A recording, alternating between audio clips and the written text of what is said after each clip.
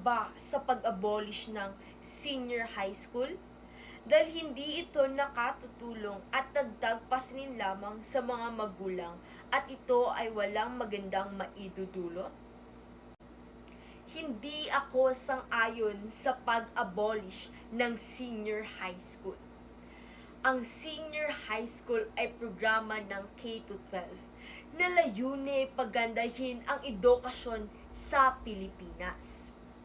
Sa pamamagitan ng programang ito, mas napapalawak ang kaalaman at kakayahan ng mga mag-aaral bago sila tumungtong sa kolehiyo. Sa senior high school, natuto ang mga estudyante ng mga special skills, iba't ibang larangan katulad ng STEM, ABM, UMS at TVL, na naging handa sila sa mga hamon ng mas mataas na edukasyon o profesional na mundo.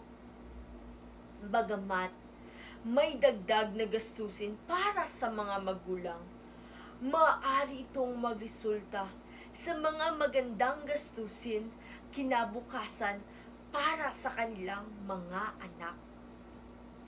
Sa halip, natanggalin, mas makakabuti kung paigtingin pa ang suporta at sa programang pwedeng magbigay ng pagtiin ng sosyal na tulong sa mga nangangailangan.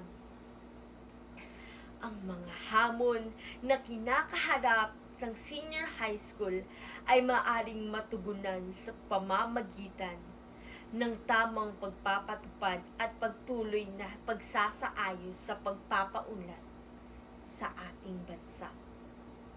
Kaya't sa halip na tanggalin ang senior high school, maaaring narapat na sa pagbubutihin ang suporta ng senior high school na makamit ang layunin na magbigay ng delikad na edukasyon. Salamat.